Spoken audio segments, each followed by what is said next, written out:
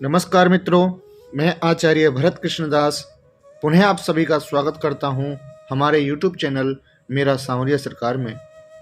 मित्रों, ज्योतिष चर्चा में आज की वीडियो में हम बात करेंगे काल सर्प दोष क्या होता है, यह कितने प्रकार का होता है, मानव जीवन पर इसके क्या प्रभाव पड़ते हैं और इसकी शांति का क्या विधान होता है।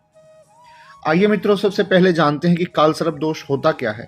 मित्रों, जैसा कि आप जानते हैं, लगन कुंडली के 12 भाव होते हैं। इन 12 भावों में राहु और केतु एक दूसरे के आमने सामने होते हैं।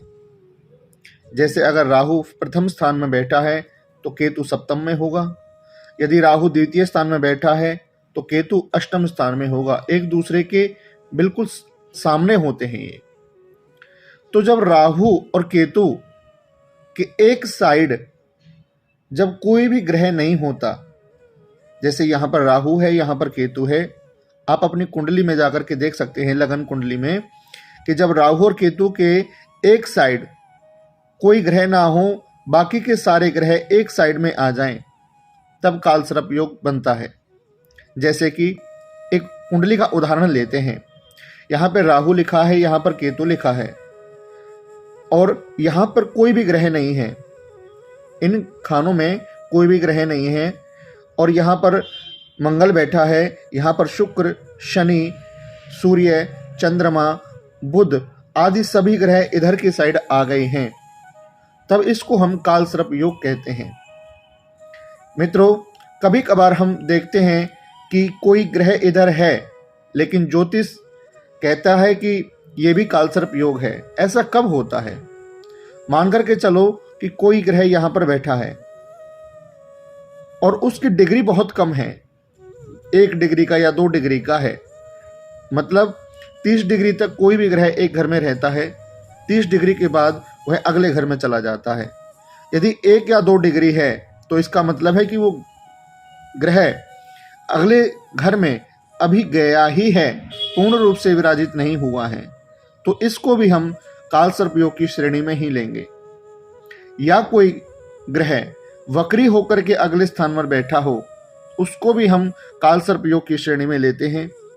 तीसरा, मान करके चलो कि यहां पर राहु है और राहु के साथ गुरु भी है, तो क्या होता है कि राहु और गुरु मिलकर के गुरु चांडाल योग बना देते हैं। तो ऐसी स्थिति में भी इसको हम काल सर्प योग की श्रेणी में ही लाते हैं। या फिर शनि ग्रह अगर यहां बैठ जाएं तो शनि की जो तीसरी दृष्टि पड़ेगी राहु के ऊपर, वह भी काल सर्प योग या सर्प श्राप आदि बना देता है, उसको भी हम काल सर्प योग की श्रेणी में ही लेकर के आते हैं। अब मित्रों, बात करते हैं कि काल सर्प योग होता कितने प्रकार का है। जैसा कि आप देख रहे हैं, काल सर्प योग 12 प्रकार का होता है। कौन कौन सा, इसके बारे में हम पूर्ण रूप से जानकारी प्राप्त करेंगे। वीडियो को स्किप करके ना देखें। आज काल सर्प योग से संबंधित हर जानकारी मैं आपको बड़े आसान तरीके से देने वाला हूं। यदि पहले भाव में राहु है और दूसरे भाव में केतु बैठा हुआ है, तो इस प्रकार का यह जो योग बनता है उसको अनंत काल सर्प योग कहते हैं। हम साथ साथ इनके प्रभावों के बारे में भी बात करते चलेंगे। जो अनंत काल सर्प योग होता है, इसमें जन्मा बालक रोगी रहता है, गृहस्थ सुख भोगने में बार बार उसको रुकावट आती है। अब बात करते हैं दूसरे नंबर के काल सर्प योग, कुलिक काल सर्प योग के बारे में। जब राहु दूसरे स्थान पर बैठा हो और केतु 8वें भाव में बैठा हो, तो यह काल सर्प योग जो बनता है, कुलिक काल सर्प योग बनता है। इसमें जातक के ऊपर जो प्रभाव करता है उसके बारे में चर्चा करते हैं। ऐसा बालक धनहीन, कर्जदार रहता है, शरीर उसका कमजोर होता है, आयु थोड़ी होती है और दुखी रहता है। तीसरा काल सर्प योग, वासुकी काल सर्प योग। जब तीसरे भाव में राहु आ जाए और 9वें भाव में केतु चला जाए तो वासुकी काल सर्प योग बनता है। इसमें जातक माता पिताई, भाई बंधु आदि की फटकार जिंदगी भर खाता रहता है। मुकदमे केस वगैरह में वह हार जाता है, कोर्ट कचहरी के अधिक चक्कर उसको लगाने पड़ते हैं। चौथा काल सर्प योग जो कि शंख पाल काल सर्प योग कहलाता है शंख पाल या शंखचूड़। इसमें क्या होता है कि चौथे भाव में जब राहु आ जाए और उसके ठीक सामने 10वें भाव में केतु चला जाए तो यह शंख पाल काल सर्प योग बनता है। इसमें मां का सुख कम मिलता है, जातक को मान हानि जातक की होती रहती है, समाज में अपयश होता है, यश उसको नहीं मिलता, धन की हानि होती है, मकान हानि से भी उसको अनेक प्रकार के कष्ट सहन करने पड़ते हैं। अब बात करते हैं मित्रों 5वें काल सर्प योग के बारे में, जो कि पद्म काल सर्प योग है।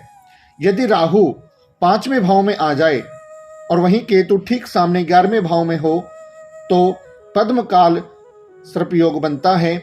इसमें क्या है कि 5वें भाव और 11वें भाव दोनों भावों में गिरावट आ जाती है। इससे जातक को संतान होने में रुकावट होती है, पेट में तकलीफ होती है, पढ़ाई में जातक अच्छा नहीं चल पाता, वाहन में और भाग्य में कमजोर होता है। मित्रों, छठा प्रकार का काल सर्प योग नाभ काल या महापद्म काल सर्प योग भी इसको कहा जाता है। जब छठे घर में राहु हो और ठीक सामने 12वें घर में केतु हो तो यह काल सर्प योग बनता है। इसमें व्यक्ति को समाज में अपमानित होना पड़ता है, कलंक लगता है, कुसंग संगति जातक की खराब हो जाती है, जेल यात्रा, मारपीट आदि का सामना जातक को करना पड़ता है। अब बात करते हैं अगले काल सर्प योग के बारे में। 7वां काल सर्प योग कैसे बनता है? तक्षक काल सर्प योग। जब 7वें भाव में राहु हो और ठीक सामने प्रथम भाव में केतु हो तो तक्षक काल सर्प योग बनता है। इस तरह के काल सर्प योग में जातक के ऊपर गृहस्थ जीवन बिगड़ जाता है, तलाक के योग बनते हैं, वनवास जैसा जीवन चला जाता है, गृहस्थ जीवन बिल्कुल बर्बाद हो जाता है। 8वां काल सर्प योग, जिसको बहुत घातक काल सर्प योग माना जाता है, इसका नाम है कर्कोटक काल सर्प योग। जब 8वें भाव में राहु बैठा हो और दूसरे भाव में केतु बैठा हो तो यह काल सर्प योग बनता है। इससे शरीर में बीमारी, सूखी पीड़ा, पैसे की कमी, दुखी, क्रोधी और जातक तनावग्रस्त रहता है और जातक की आयु भी क्षीण हो जाती है। बहुत कम आयु जातक की ज़्यादातर इस कर्कोटक काल सर्प योग में देखने को हमें मिलती है। 9वां काल सर्प योग शंखपाल काल सर्प योग होता है। जब राहु 9वें भाव में बैठा हो और केतु तीसरे भाव में बैठा हो तो जातक शंख नाद काल सर्प योग से ग्रसित होता है। इसमें व्यक्ति का भाग्य कमजोर, दरिद्र जीवन, बार बार अपमान होना, स्थान का बार बार त्यागना, नौकरी छूटना आदि कार्य जातक के जीवन में देखने को मिलते हैं। अब बात करते हैं मित्रों 10वां काल सर्प योग, जिसको पातक काल सर्प योग कहते हैं। इसमें क्या होता है? जब राहु चौथे स्थान में बैठा हो, राहु 10वें स्थान में बैठा हो और केतु चौथे स्थान में हो तो यह काल सर्प योग बनता है। ऐसा व्यक्ति धर्म त्याग कर पैसा कमाता है, समाज में उसकी इज्जत नहीं होती, 2 नंबर या गलत तरीके से, गैर कानूनी तरीके से व्यक्ति धन अर्जित करता है और ऐसा जातक एकांत में रहना पसंद करता है। विषाक्त काल सर्प योग या विषधर काल सर्प योग, जब 11वें भाव में राहु हो और 5वें भाव में केतु हो तो विषाक्त काल सर्प योग बनता है। ऐसे योग में जातक की बुद्धि कमजोर होती है, ठगी चोरी आदि करने वाला होता है, जुआ खेलना, लॉटरी में पैसे लगाना आदि व्यसन जातक के जीवन में देखने को मिलते हैं। अब अंतिम काल सर्प योग जो कि शेषनाग काल सर्प योग है। जब राहु 12वें घर में बैठा हो और केतु 6ठे घर में बैठा हो तो शेषनाग काल सर्प योग बनता है। ऐसी स्थिति में जातक के मध्य पति पत्नी में कलेश रहना, संतान निकम्मी निकलना, शत्रुओं का डर रहना, अपहरण होने जैसे भय जातक को लगे रहते हैं। मित्रों, हमने यहाँ पर 12 प्रकार के काल सर्प योगों के बारे में जाना, उनके प्रभावों के बारे में जाना। जो प्रभाव होते हैं जातक के जीवन में प्राय देखने को मिलते हैं, जैसे शादी में रुकावट आना, संतान या तो देर से होना या संतान हो जाए तो संतान निकम्मी निकलती है। व्यक्ति के अंदर भय बना रहना, जैसे कि उसको लगता है, कभी कभार सपने गलत दिखते हैं, रात को सर्प दिखाई देना, बड़े बड़े पहाड़ दिखाई देना, उड़ता हुआ स्वयं को प्रतीत करना, इस तरह का भय जातक को लगा रहता है। जब जातक घर में अकेला रहता है तो भी उसको डर लगता है। इस प्रकार का अनेक प्रकार के भय जातक को लगे रहते हैं। दूसरा, व्यवसाय या नौकरी में जातक को अनेक प्रकार की परेशानियों का सामना करना पड़ता है, जैसे कि बार बार ट्रांसफर होना, या कार्यस्थल पर जो लोग होते हैं उनके साथ व्यवहार अच्छा ना रख पाना, सीनियर के साथ झगड़ा रहना। इस प्रकार के अनेक प्रकार के नौकरी से संबंधित व्यक्ति को भय लगा रहता है। अब मित्रों, जानते हैं कि व्यक्ति को यदि कुंडली में कालसर्प योग है तो उसको क्या उसका उपाय करना चाहिए, क्या शांति करना चाहिए। मित्रों, उपाय से संबंधित मैं आपको बताता हूं कि ये उपाय आप स्वयं कर सकते हैं। हम ज़्यादातर क्या करते हैं कि उज्जैन जाकर के महाकाल के दर्शन आदि करके वहां पर हम साधारण पूजा करते हैं। मित्रों, हजारों कुंडलियां मैंने अपने जीवन में ऐसी देखी हैं जिनमें से कालसर्प योग कटता नहीं है। उसका कारण क्या है? ध्यान दीजिए, जब हम उज्जैन जाते हैं तो वहां पर क्या किया जाता है, एक समूह में अनेक यजमानों को बिठा करके सर्प का पूजन करवाया जाता है और उस सर्प को प्रवाह कर दिया जाता है। लेकिन उसमें एक बहुत बड़ी कमी छोड़ दी जाती है। वह क्या? वह जप। जब तक राहु और केतु का विधि विधान के साथ जप नहीं किया जाएगा तब तक कालसर्प योग से हमें मुक्ति नहीं मिल सकती। इस बात का आप ध्यान रखें।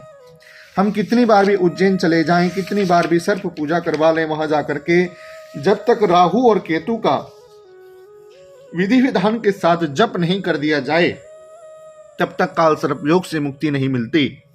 आइए इसके उपायों के बारे में जानते हैं। सबसे पहला साधारण उपाय हम दान कर सकते हैं। दान क्या करें? शनिवार के दिन उड़द, चाकू, नारियल और कोयला, इन 4 वस्तुओं को लेकर के काले कपड़े में बांध करके अपने सिर से 7 बार उबार करके हमें लगातार 11 शनिवार इसको जल प्रवाह करना है। 11 शनिवार जब जल प्रवाह हम लगातार कर लें तो उसके पश्चात हमें हर महीने केवल 1 शनिवार इसको जल प्रवाह करना है। ध्यान दें, लगातार 11 शनिवार करने के पश्चात महीने में फिर हमें केवल 1 बार करना है। इन 4 वस्तुओं का या तो आप दान कर सकते हो किसी मंदिर में, या किसी भिखारी को, रोड पर बैठे हुए लोगों को, या अगर यहाँ भी आप ना कर पाएं तो किसी तालाब में जाकर के इन वस्तुओं को प्रवाह कर आएं। दूसरा जो मित्रों इसका उपाय है वह है जाप। जाप किसका? राहु ग्रह का, केतु ग्रह का और सर्प सुक्ति का। राहु ग्रह के आपको मंत्रों का जाप करना है। वह क्या है? ओम रांग राहवे नमः। केतु ग्रह का जो मंत्र है ओम केम केतवे नमः। सर्प गायत्री का जाप करने से जातक को बड़ी शांति मिलती है, उसका मन बड़ा शांत रहता है। सर्प गायत्री मंत्र है ओम नवकुलाय विद्महे विषदंताय धीमहि तन्नो सर्पः प्रचोदयात्। आप इस सर्प गायत्री का जब जाप करते हैं तो इससे मन, तन और हमारे व्यवहार में बड़ी शांति आती है। मित्रों, जाप करने के पश्चात जप कितना करना है? राहु के आपको 23,000 मंत्रों का जाप करना है और केतु के 36,000 मंत्रों का आपको जाप करना है। इसके पश्चात आपको हवन करना है। उसकी क्या पद्धति रहेगी? पूजन की सारी पद्धति मैं आपको बताता हूं जिससे कि आप स्वयं भी इसको कर सकते हैं। आपको करना क्या है? आपको चांदी के 3 सर्प लेने हैं। उन 3 सर्पों को किसी थाली में या डिस्पोजल की जो थाली आती हैं उनमें, थर्माकोल की जो आती हैं, उसमें आपको तीनों सर्पों को चावल की बेदी बना करके उनके ऊपर स्थापित करना है। पूजन में जो जो सामग्री चाहिएगी वो आप पेन कॉपी लेकर के नोट करें। चावल, रोली, घी, दूध, दही, जल, शहद, वस्त्र, फल फूल, ये सामग्री आप ले लें। करना क्या है, 3 दोनों में या 3 थालियों में जो आपने सर्प को स्थापित किया है, सबसे पहले आपको अपने आप को एक सुंदर आसन, पवित्र आसन पर बैठ करके उत्तर की ओर मुख करके बैठना है और अपने सामने उन तीनों थालियों को रख लेना है। पूजन की सामग्री को अपने पास रखें और जल से गंगा जल डाल करके उसमें सभी पर छींटा लगाते हुए पवित्र करें और पवित्री धारण करें। उसके पश्चात आचमन करें। आचमन करने के पश्चात आपको क्या करना है, तिलक आदि लगा करके आप वहां पर बैठें और उसके पश्चात दीपक जलाएं, दीपक का पूजन करें।